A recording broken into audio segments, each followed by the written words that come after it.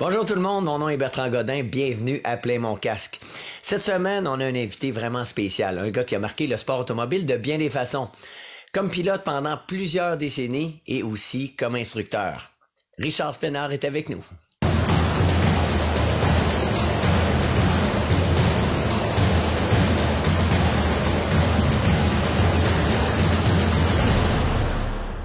Richard, je suis tellement heureux que tu sois là pour nous parler à plein mon casque. Bienvenue. Ben, merci, ça me fait plaisir d'être avec toi, Bertrand. Ta carrière est tellement remarquable, autant comme pilote, comme instructeur. On va faire le tour de la maison, mais pour l'instant, t'es retraité, t'es aux îles de la Madeleine, et ce qu'on remarque, t'es un sportif en or. Ben, écoute, je l'ai toujours été. En fait, les courses, pour moi, c'était ma business. Tu sais, je gagnais ma vie avec ça. J'en ai fait une école.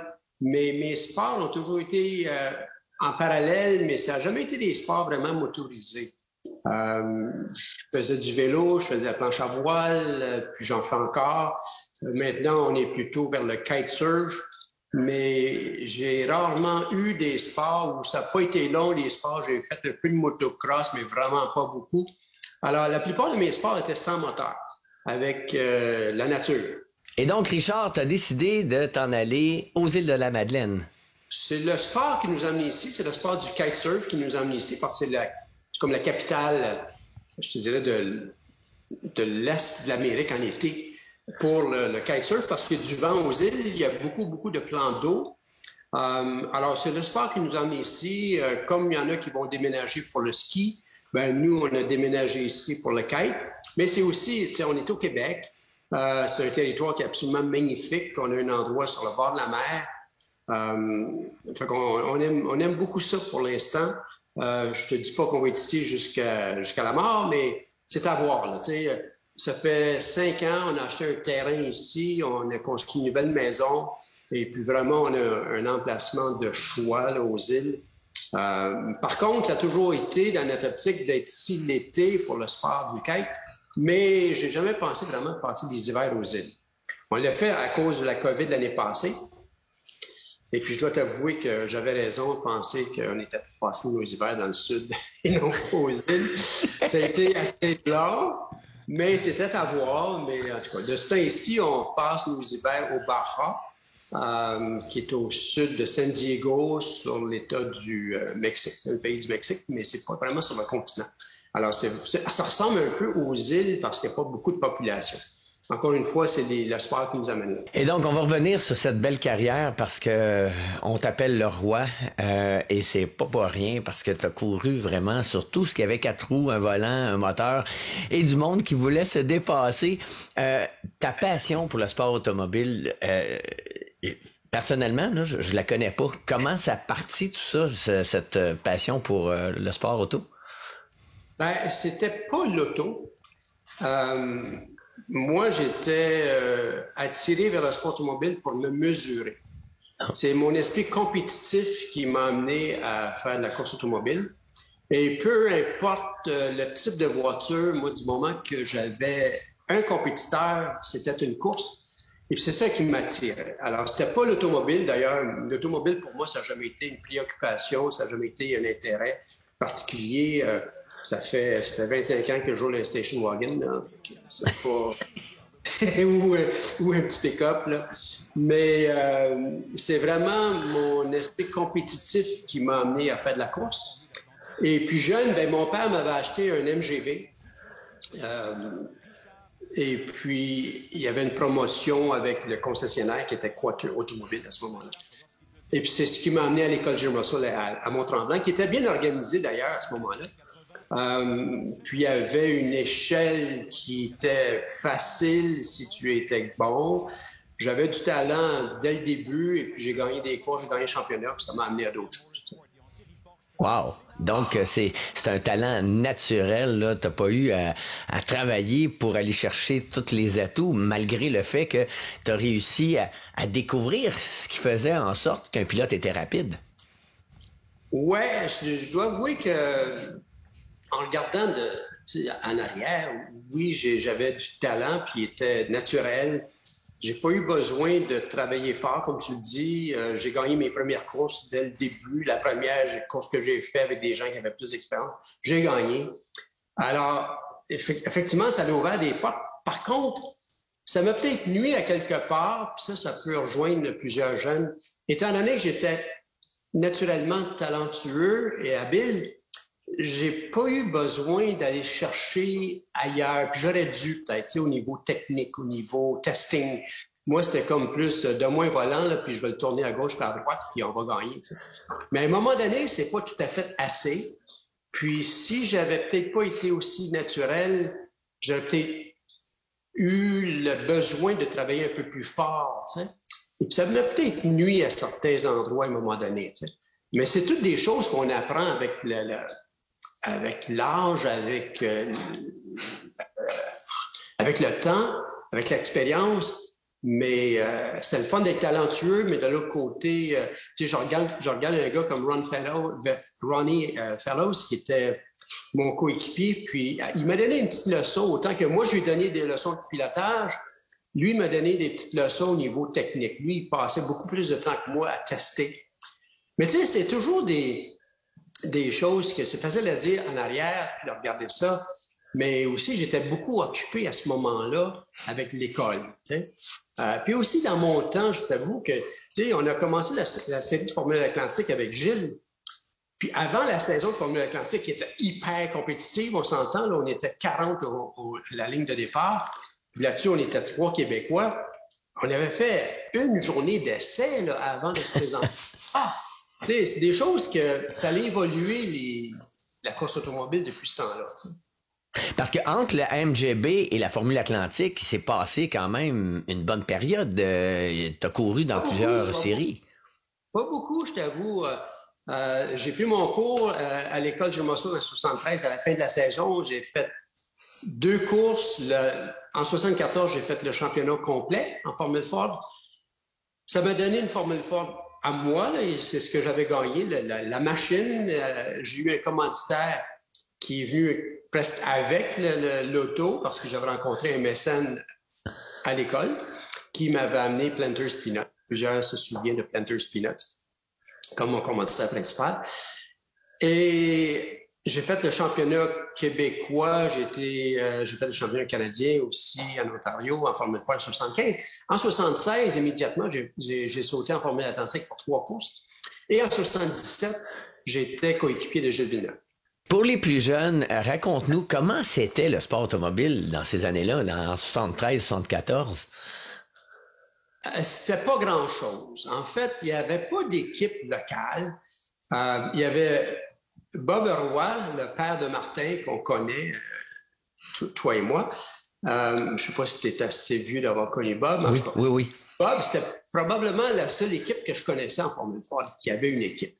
Mais autrement, là, des équipes de style, par exemple, ce qu'on connaît aujourd'hui, Louis-Philippe Dumoulin, André Ranger, Andrew Ranger, on parle de Marc-Antoine Camiran.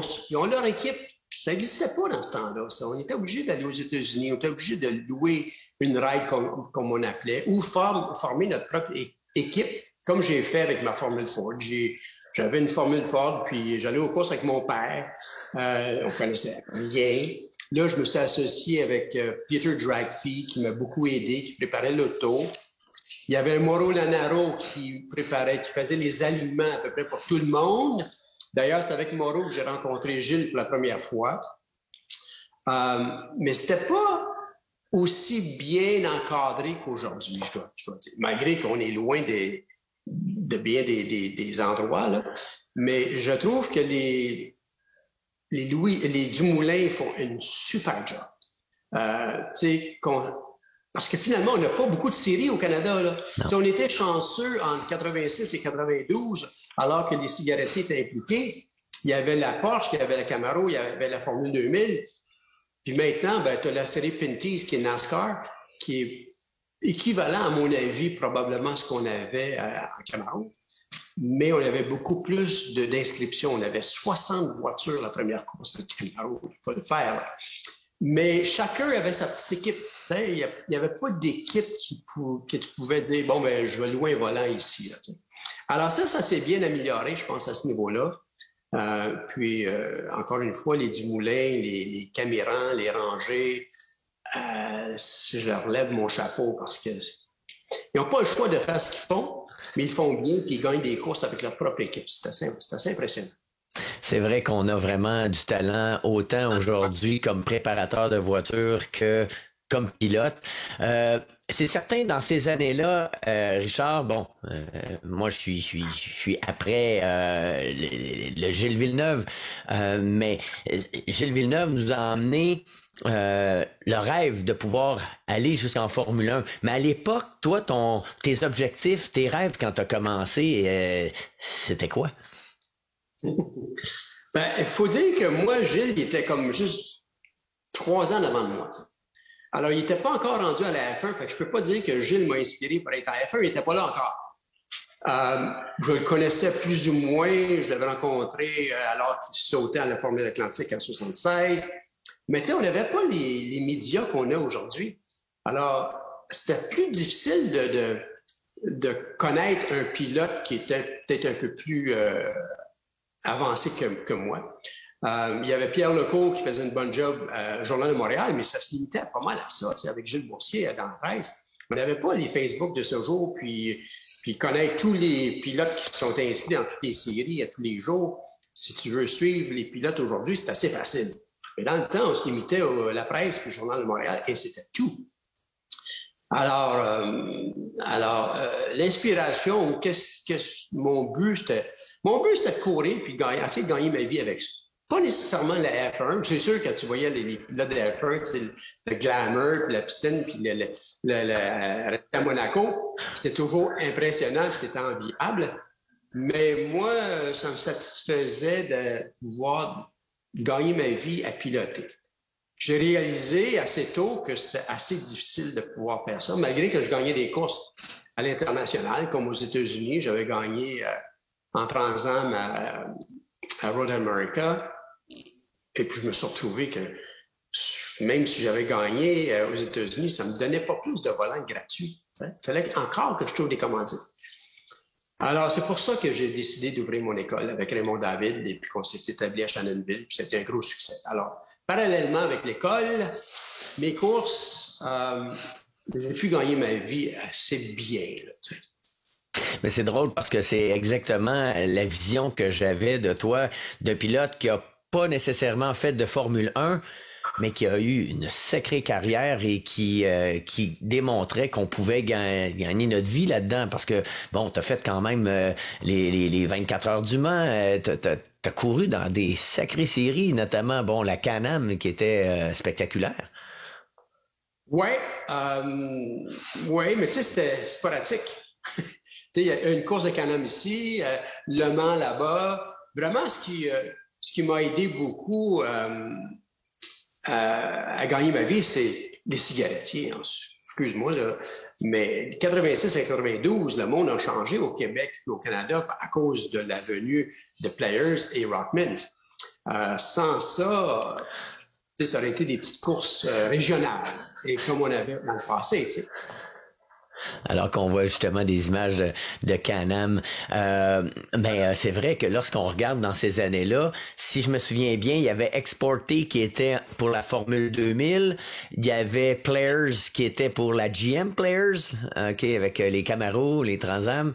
Il y avait aussi Rothman avec Porsche. Donc, tu as représenté plusieurs cigarettiers. En fait, mes années glorieuses, à mon avis, ce que j'ai plus apprécié, en 86, je faisais les 3 séries. Je faisais Camaro, je faisais Porsche et je faisais Formule 2000. Et les 3 séries se présentaient à la même piste, à la même journée. Alors, je faisais 3 voitures, 3 qualifications et 3 courses.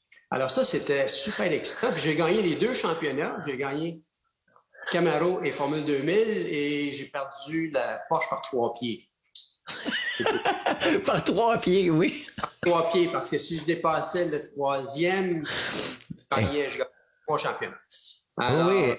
On a des images justement de ça que j'avais posté récemment sur Facebook de cette fameuse course en Porsche en 86 et ça m'a j'étais pas je commençais en karting à l'époque et lorsque j'avais vu cette course-là, je l'avais enregistrée sur VHS et ben c'est ça, t'avais besoin de terminer troisième pour remporter le titre et t'es arrivé au premier virage, pas au premier virage mais en bout de ligne droite pour l'épingle, si on veut, et puis tu as eu une méchante surprise.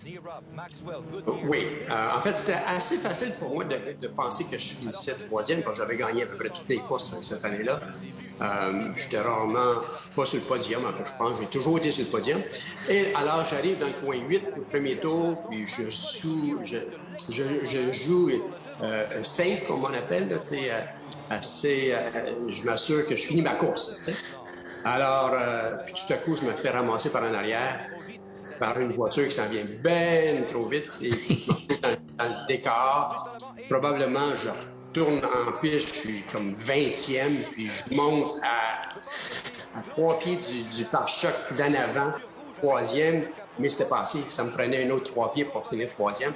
Alors, j'ai perdu le championnat de Porsche, ce qui était assez tragique parce que je faisais une couronne, tu sais, 3-3. Et finalement, j'ai réalisé que celui qui m'avait sorti, c'était peut-être pas de sa... Ben oui, c'était de sa faute, mais... Hein? C'était pas intention.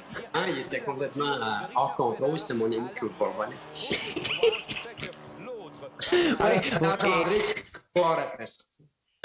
Ouais, parce que bon, j'ai eu la chance de parler à Claude et puis t'ignorais carrément, paraît-il, qui t'avait frappé parce que là, bon, t'avais pas le temps de savoir qu'est-ce qui s'était passé. T'es embarqué, je pense, en Formule 2000 tout juste après, hein? Oui, c'est ça. Oui. Et là, c'est qui t'a informé de ça? En fait, c'est comique parce que sur la grille de départ, Claude était sur la pole, moi j'étais deuxième, et Gilles Boursier s'approche de mon auto et dit « Sais-tu c'est qui t'a sorti en Porsche? » Je dis « No.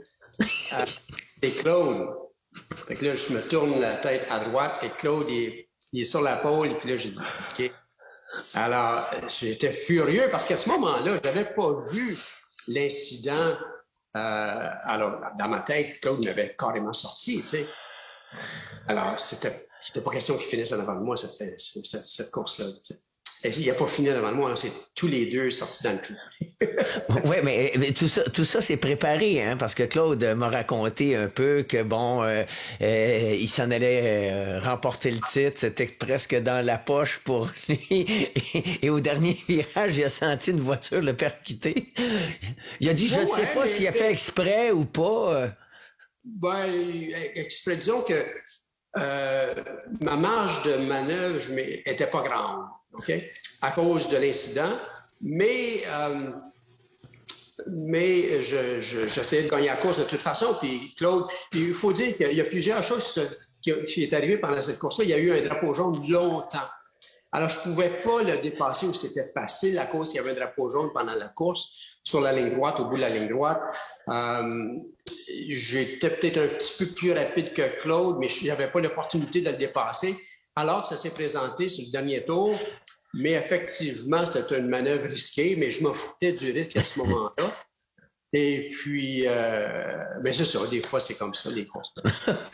Ah ben tout à fait. Et Claude m'a dit aussi que ça avait pris du temps à digérer aujourd'hui. Bon, il t'aime beaucoup, mais il dit ça a pris du temps avant que je lui reparle à Richard. Je pense qu'on ne s'est pas parlé pendant 10 ans. Lui, il avait une rancune. Voilà. Et puis, cocassement, ça s'est réparé au moment que je suis devenu le coach de l'équipe Players. Et puis, lui, il était déjà sur l'équipe Players, alors que moi, je m'infiltre dans l'équipe. Et puis, je me souviens très, très bien. Claude, il s'approche vers moi et il dit « Wow, ben, ça a l'air qu'il va pouvoir se parler maintenant. » Puis, effectivement, depuis ce temps-là, on est devenus bien chums.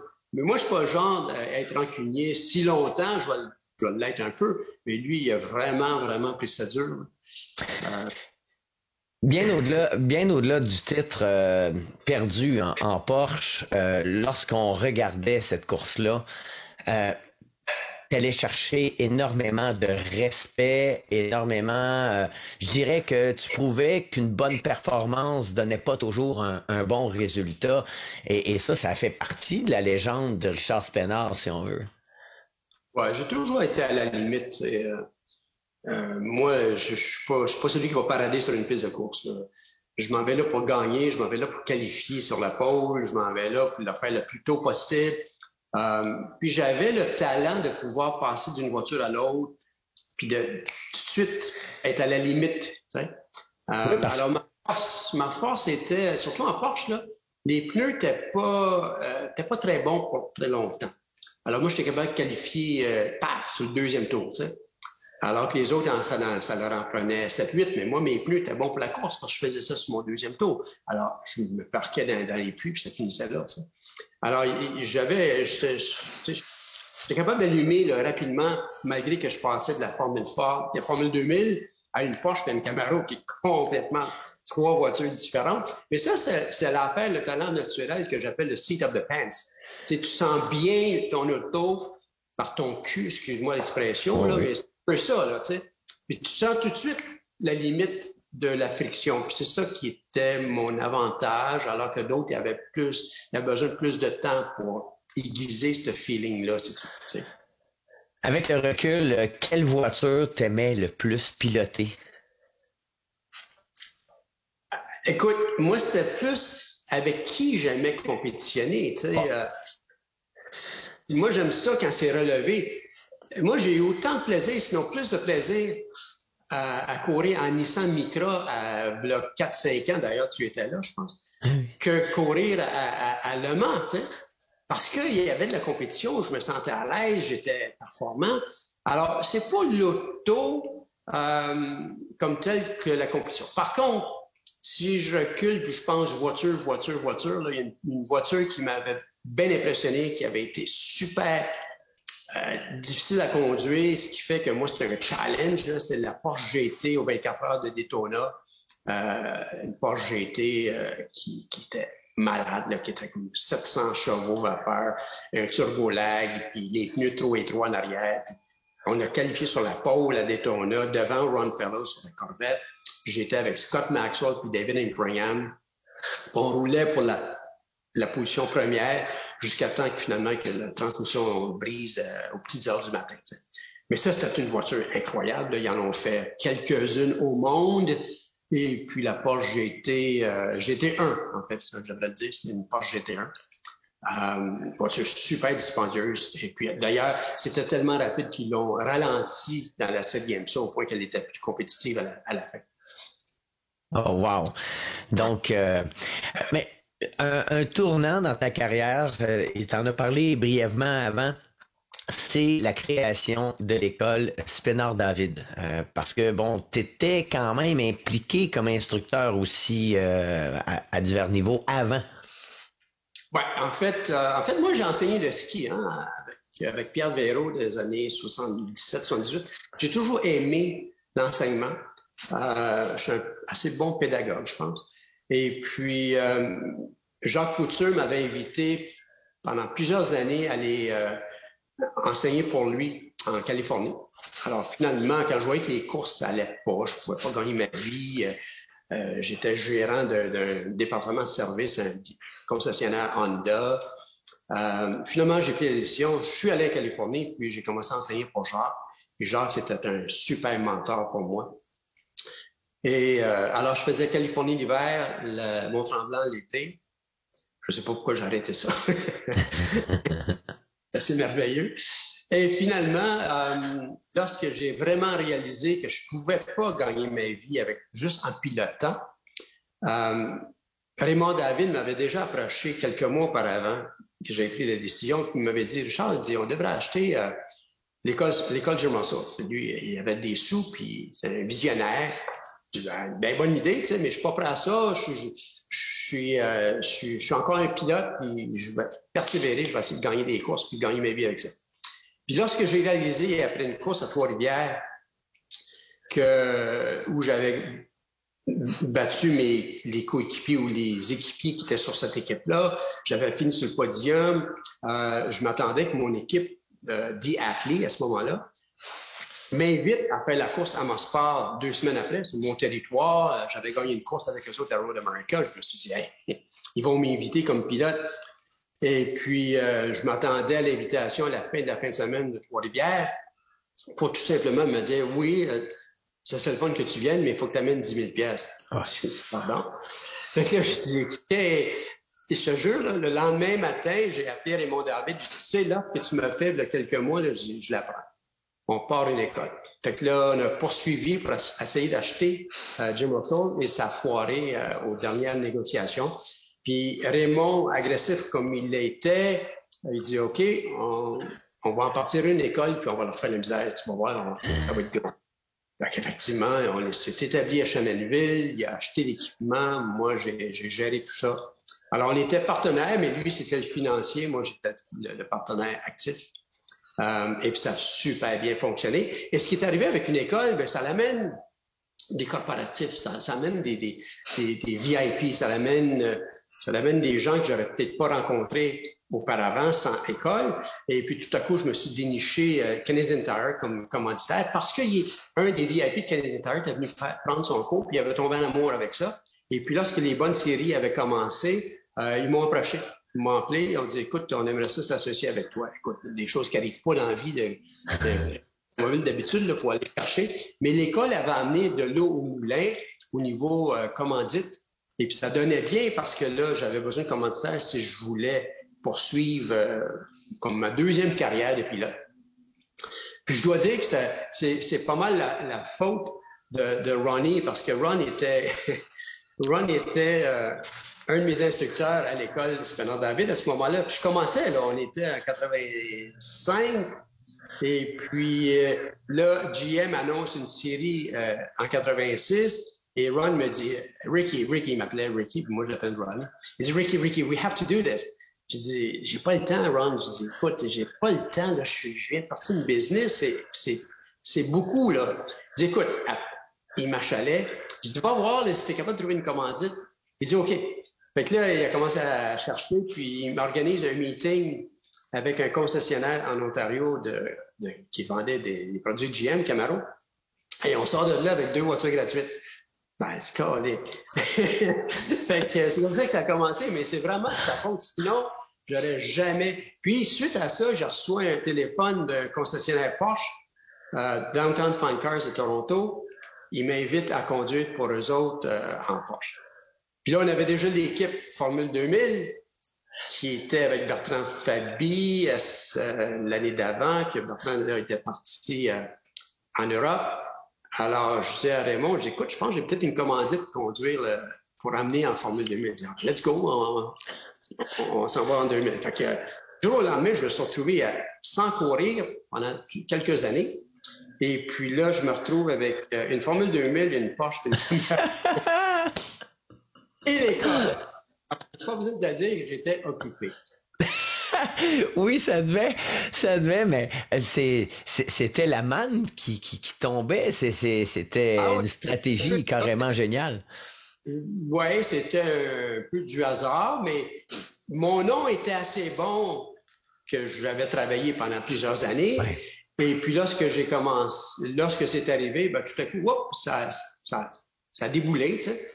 Mais encore une fois, tu sais, mon nom était bon avant que les cigarettiers arrivent, mais il n'y avait pas de série qui était renommée, il n'y avait pas de série avec la télévision, il n'y avait pas de bourse, il n'y avait rien.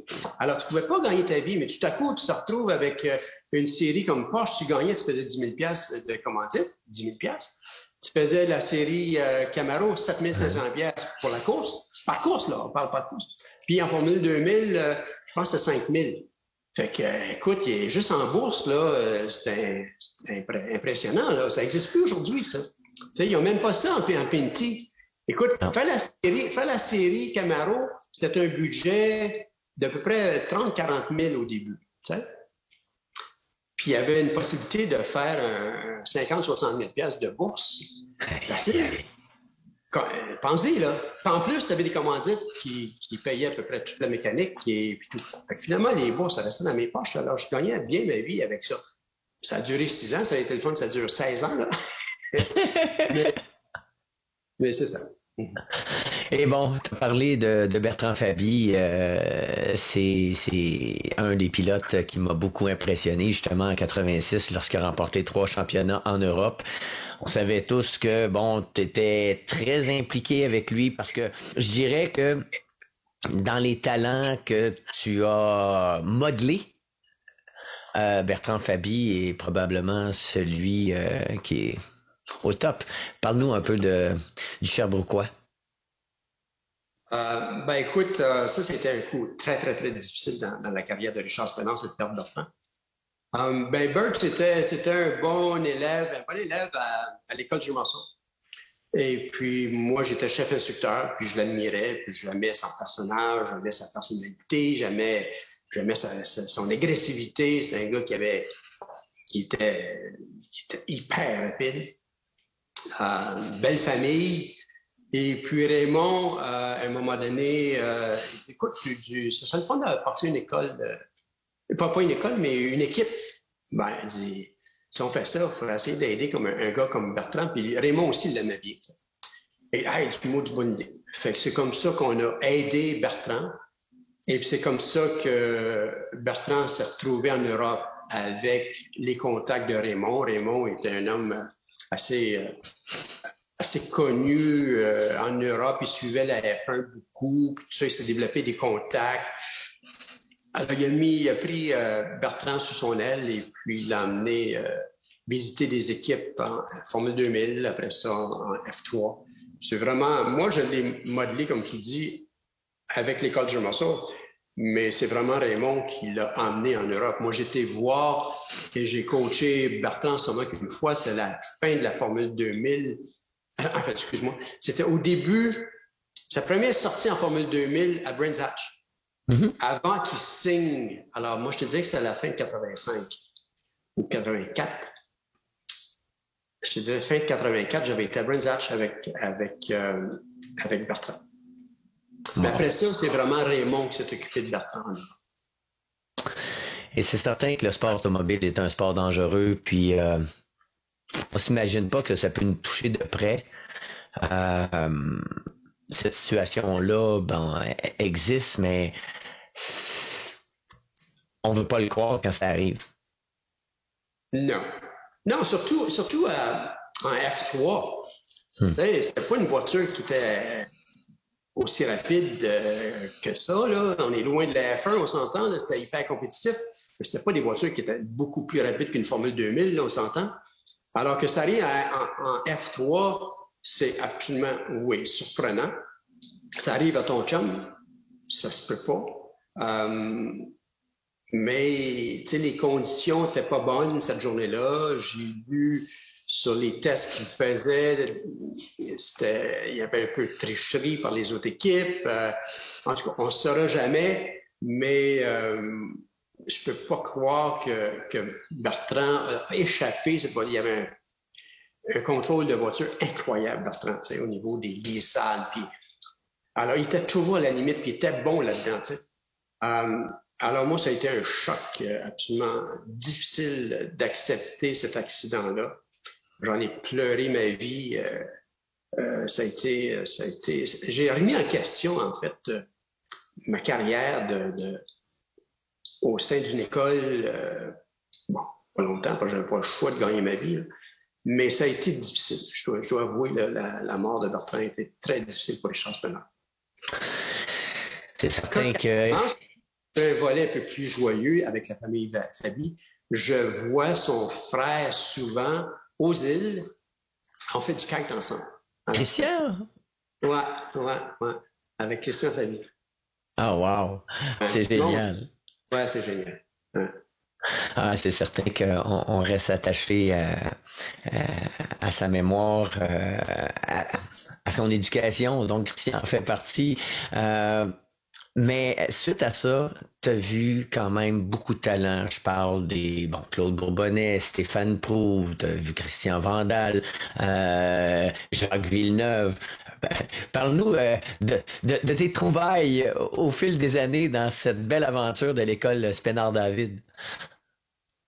Ben écoute, des David Impregham, des Ron Fellows, C'est tous des gens qui ont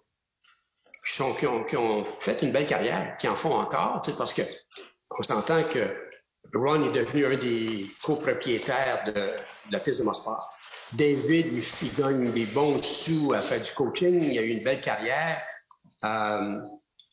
Mais tu sais, si on parle des Québécois, des Marc-Antoine Camiran, des Andrew Ranger, des Dumoulin, je ne veux pas l'oublier, Alex Tagliani, c'est Carpentier, c'est tous des gars que j'ai travaillé beaucoup avec.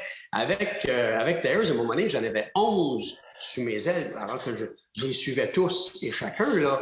Tu sais, il y en avait un qui faisait une course ici, j'allais là, l'autre faisait une course là-bas, j'allais là. À un moment donné, bon, j'ai fait beaucoup la Formule Atlantique avec toi, d'ailleurs. Ah oui. Ben oui, je ne vais pas t'oublier là-dedans. Alors, tu étais là, toi, en même temps que David, en Formule Atlantique, je me souviens bien. En Formule... Indy Light. Indy Light en Light. 96, et ensuite Atlantique avec Alex en 97. Oui, Indy Light, ouais. Alors, tu sais, c'est tous des bons talents. Puis l'équipe, je dois avouer, l'équipe Players, c'était fort, tu sais. On avait toute une équipe, on avait des budgets, on avait l'équipement, mais on avait surtout beaucoup de talent, tu sais, que ce soit au niveau de la mécanique puis au niveau du pilotage. Ben, c'était un naturel que tu deviennes coach de l'équipe. Surtout, bon, t'avais formé celui qui allait devenir notre champion du monde, Jacques Villeneuve. Oui, en fait, Jacques était venu à mon école pendant une année, là. J'avais passé une année à l'école alors qu'il avait, je pense qu'il avait 15 ou 16 ans. Puis je me souviens, Pierre Legault était venu le voir à Shannonville, puis il était assis sur la table de pique-nique, puis il dit à Pierre Legault, dis-moi, je veux devenir champion du monde. Hey, moi, je riais parce qu'il n'était pas si hot que ça, là, tu sais. Mon oncle qui venait, puis il faisait quasiment un tour autour de son filleul. Alors, de temps en temps, il faisait un tour rapide, mais c'était pas constant, tu sais. Alors, il démontrait rien comparé à Patrick Carpentier, par exemple, tu sais. Alors, lui, ça lui a pris du temps à développer son talent. Et puis, mais il était là, son talent, mais je pense qu'il ne l'exploitait pas très bien. Mais tout ça pour dire que oui, j'en ai vu des bons talents. Greg Moore, il ne faut pas l'oublier non plus. Hein. On va revenir à Greg, mais pour finir avec Jacques, tu l'as quand même coaché dans d'autres secteurs du sport automobile, parce qu'il me disait un jour que tu lui avais demandé de peindre les garages. Ben, en fait, Jacques était venu à mon école suite à une invitation. J'avais été rencontrer sa mère à Monaco pour lui expliquer le programme où il devrait inscrire Jacques dans mon programme. Et le programme, c'est un échange du temps de mécanique, des mécaniciens à l'école. Et en échange, tu fais des courses de championnat école. Et puis, alors, elle avait accepté. Jacques était venu demeurer à Shannonville, dans des maisons mobiles. Ça n'a pas toujours été glorieux, là, sa vie. Et puis, mais rapidement, on s'est aperçu que Jacques n'aimait pas ça, se salir les mains dans la graisse de bearing, puis faire de la mécanique sur les voitures. Alors, je lui ai dit, ben regarde, on a besoin de peinturer le garage, tu vas peinturer le garage, fais le logo à l'intérieur, sur le mur à l'intérieur. Et puis, il avait fait une bonne job, il avait fait le logo de l'école. Écoute, c'était quasiment rendu une pièce d'or lorsqu'elle est montée en F1 puis il a gagné le championnat du monde. Le monde venait prendre des photos du mur de l'école à l'intérieur. Alors, c'était assez cocasse comme situation. Oh, wow! Et là, bon, tu parlais de Greg Moore parce que, bon, le bien connu, Greg, moi, ce qui m'avait impressionné chez lui, c'était sa grande maturité malgré son très jeune âge. Toi, dans tout ce que tu as vu dans ta carrière, comment t'évalues Greg? C'est un gars hyper naturel, très, très, très rapide, à bon âge, très bas âge.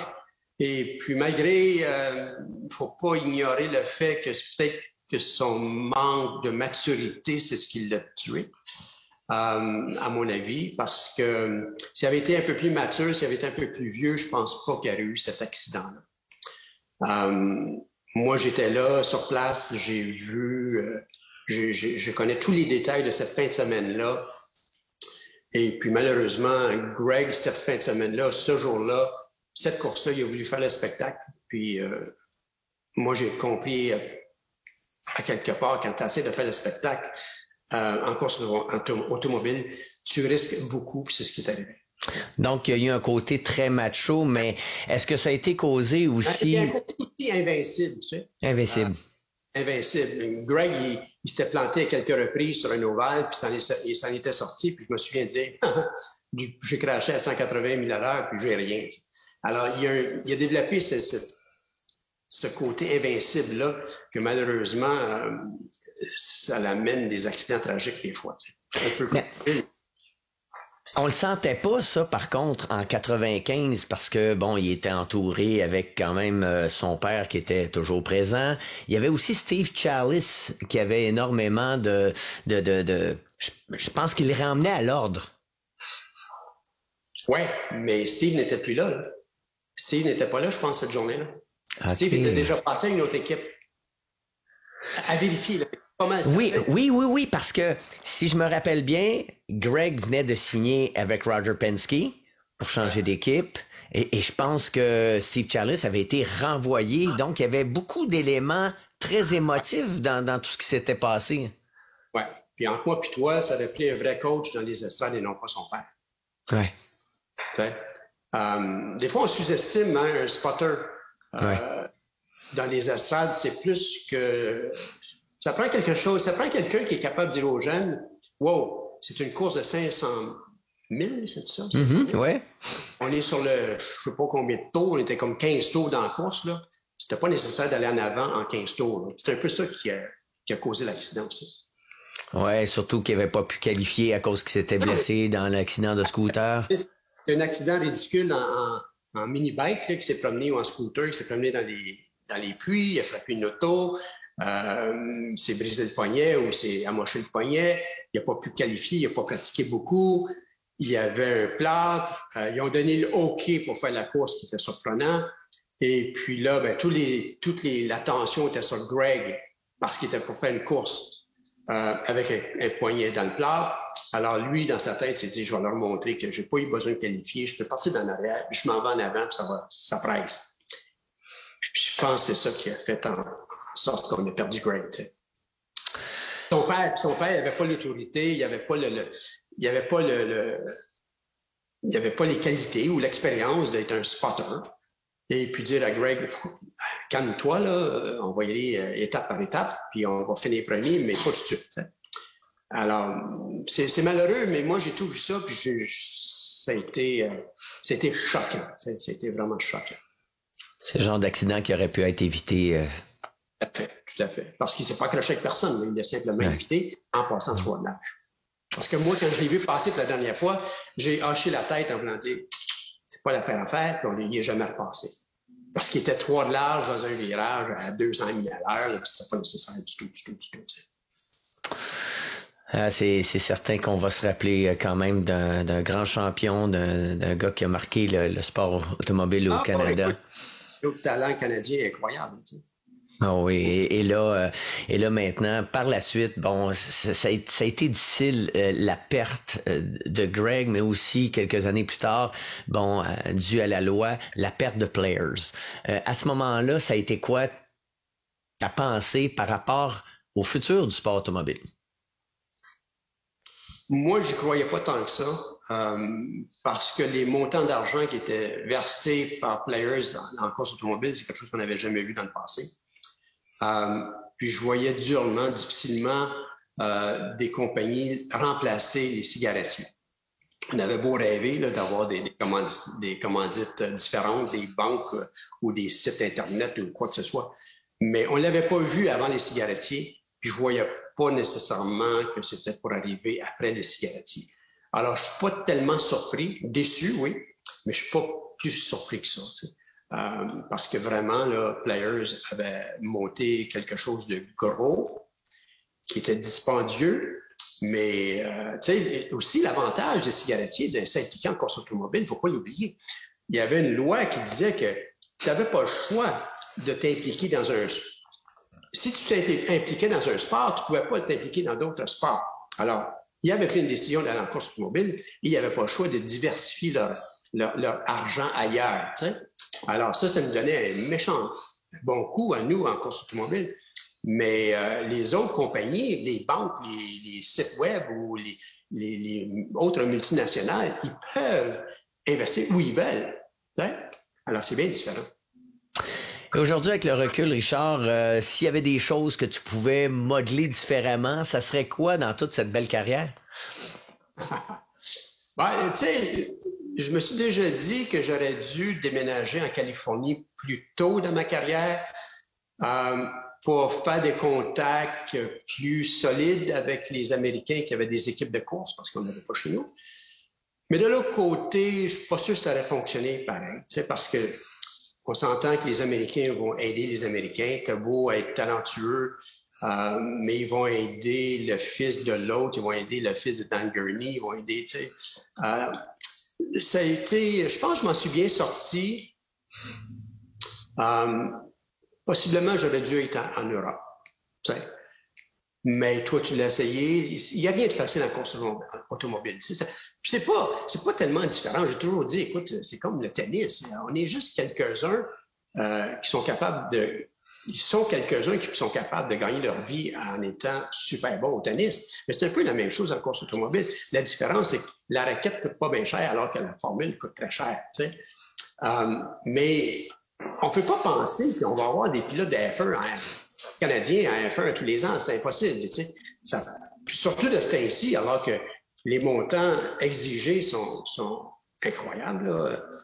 Je ne suis pas la F1 beaucoup, je ne connais pas tous les détails, mais je sais qu'il y en a beaucoup qui amènent une fortune derrière eux autres pour être en F1 encore aujourd'hui. Tu sais. Alors que dans le temps de Gilles, tu pouvais le faire avec ton talent. Si tu te démarquais dans d'autres séries, tu pouvais le faire avec ton talent. Alors, je ne sais pas exactement ce que j'aurais dû faire différent, mais je pense que j'ai été chanceux de faire ce que j'ai fait, de prendre la décision de partir mon école, de bénéficier de la manne de players et puis de finalement faire du coaching. J'ai pu allonger ma carrière dans la course automobile à cause de ça. Parce que avant que je fasse du coaching avec players, le coaching n'était pas populaire. On commençait à avoir des coachs en course automobile. Hein? Oui, ça, tu as été responsable de la carrière et de l'évolution au niveau du pilotage dans la carrière de plusieurs pilotes. Et ça, c'est remarquable. Ouais, ben merci. Ben oui, c'est vrai parce que je pense que la plus belle chose qu'on peut faire après justement avoir savouré sa passion, c'est de pouvoir redonner et puis que tout ça puisse bien évoluer malgré que le fait qu'on le sait, le talent c'est une chose et que pour devenir millionnaire en sport automobile, il faut commencer milliardaire. Oui, mais ce qui est malheureux, c'est que les pilotes montants, je pense qu'ils ne valorisent pas assez le coaching. Moi, ça me manquait beaucoup au début de ma carrière. Si j'avais eu à recommencer, j'aurais eu quelqu'un sur le bord de la track pour m'aider. Malgré que j'étais naturellement gifted ou talentueux, j'aurais eu besoin de temps en temps de quelqu'un qui était supérieur à moi, avec plus d'expérience, pour éviter certaines erreurs que j'ai faites ou j'aurais pu être plus rapide encore, puis j'aurais été capable de dominer plus. Mais ça n'existait pas, ça, dans ce temps-là, tu sais. Puis j'aime ça dire que Gilles avait un gros avantage sur tous nous autres à cause de sa carrière de motoneige. Parce que lui, il avait bûché, il avait testé en motoneige, alors que moi, j'avais aucune de ces expériences-là. Alors lui, il était capable de prendre ses expériences de motoneige et les amener à la course automobile. Et puis ça a fait une énorme différence au niveau pilotage, au niveau engrenage pour Gilles. Alors que nous, on arrivait là, de moins volant, je vais tourner à gauche par à droite, mais on ne connaissait rien d'autre. Tu sais. Mais lui, il avait déjà de l'expérience avec les commanditaires. Il avait de l'expérience en testing. Il avait de l'expérience en engineering. Alors que moi ou un Claude ou peut-être toi, à ce moment-là, tu n'avais pas ça. Tu sais. On n'avait pas de karting, nous, à ce moment-là. Tu sais. On partait avec zéro. On partait en Formule Ford à l'école, c'est tout. C'était quand même l'époque. Aujourd'hui, je pense que c'est ça qui fait en sorte que tu as été à l'origine du coaching en sport automobile et les gens le reconnaissent. Et ça, j'imagine que tu le ressens très bien. Tout à fait. Mais je lève mon chapeau, par exemple, à Alex Tagliani, là, qui offre du coaching en karting. Puis j'espère que les jeunes qui sont en karting aujourd'hui, qui ont du coaching, bien là, ce qu'ils vont monter ailleurs, qu'ils vont garder ce genre d'encadrement-là. Parce que faut pas se faire d'illusions, là. Pour passer à la Formule Indy, il faut passer à la F1, il faut que tu domines le sport d'une façon magistrale. C'est pas parce que tu finis 2e, 3e ici et là, puis tu gagnes un championnat en finissant sur le podium de temps en temps, puis en accumulant des points, que tu vas te faire remarquer. Puis même te faire remarquer, on s'entend que c'est pas assez. Mais il faut que tu domines. Il faut vraiment que tu domines. Il y a quelqu'un qui m'impressionne de ce temps-ci, qui a monté, c'est un Michael Grenier, que malheureusement, je connais pas. C'est comme on est 2 générations différentes, j'ai pas pu le rencontrer. Mais j'avoue que, tu vois, c'est un gars qui a bûché beaucoup pour se rendre là. Ça n'a pas toujours été rose, là. Mais par son talent, il s'est déniché des volants qui sont super impressionnants, là. Je ne sais pas s'il vient à bout de gagner sa vie avec ça, mais je pense qu'il devrait, pas nécessairement des fortunes, mais pour faire ce qu'il fait là, pour se rendre où ce qui est là, je lève mon chapeau, parce que c'est pas facile. Ça n'a jamais été facile, puis ça ne l'est pas encore. Exactement, les Michael Grenier, les Kuno Whitmer, il y en a plusieurs qui ont bûché et qui ont bûché un peu dans l'ombre parce qu'on les connaît pas beaucoup, mais ils sont là. Absolument. Et puis, tu sais, les Dumoulin, c'est mes exemples locaux, là, Trois-Rivières, de faire ce qu'ils font. Moi, j'ai couru beaucoup en coéquipier avec Jean-François. Je voyais Louis-Philippe qui faisait pas grand-chose à ce moment-là. Et puis tout à coup, Louis-Philippe s'est formé une personnalité. Il est vendeur, il est bon porte-parole. Et puis, ils ont décidé à un moment donné que louer des autos à une équipe ontarienne, c'était pas assez bon. Ils ont parti de leur propre équipe, puis Christophe, il gagne les championnats. Mais je trouve ça fantastique. C'est quelque chose, tu sais. C'est une grosse business, là, quand même. Oui, mais on connaît des Richard Spénard qui, avec des partenaires, ont fait la même chose. C'est vrai. Alors, c'est pour ça que tu m'appelles aujourd'hui. Oui, exactement. Et Richard, un grand merci de ta générosité, de ton talent, de ton coaching, de des conseils, parce que j'ai eu la chance d'avoir de tes conseils. Et puis, moi, je vais toujours me rappeler de ton père que je croisais à l'époque que j'étais pompiste à Waterloo. Et on jasait de toi et tout ça alors que je te connaissais même pas. Donc, je suis très heureux d'avoir eu la chance de te connaître en privé et puis d'avoir de tes conseils. Ben good, je regarde ton petite carte en arrière, là, je pense. Oui. La première fois que je t'ai vu, c'était à Shannonville, alors que le championnat, comment est-ce que vous l'appeliez? Oui, le championnat, la Coupe Solinium de Formule 125, dont l'école Spénard David était j'ai des photos avec la bandoulière et puis le prix c'était justement l'école, on avait la chance puis tout le monde on voulait gagner ça. Donc malheureusement, j'ai pas gagné, c'est Alex qui avait gagné le championnat. Non, c'était Ricardo Almeida qui avait gagné en 89. C'est Ricardo Almeida qui avait gagné. Et puis, donc, par la suite, c'est ça. C'était mon rêve de faire l'école Spénard David. Bon, ben, tu t'es bien débrouillé pareil. Ah, ben oui, mais regarde, c'est ça. On a décidé de prendre certains chemins qui nous ont emmenés quand même à une destination qu'on voudrait peut-être aller plus loin, mais n'empêche que je me considère très, très chanceux aujourd'hui. Ben, d'autant plus que toi, tu le faisais en autobus. Oui. oui. J'ai jamais oublié.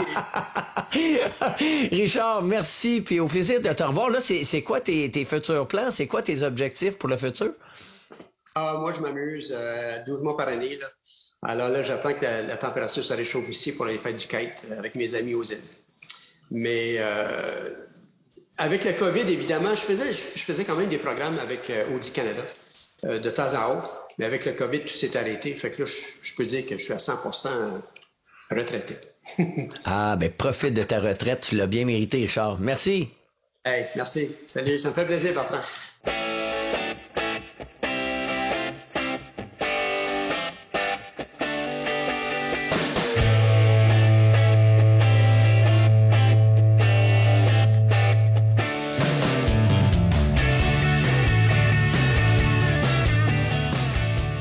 C'est vraiment un honneur de pouvoir parler à un gars qui a façonné le sport automobile chez nous.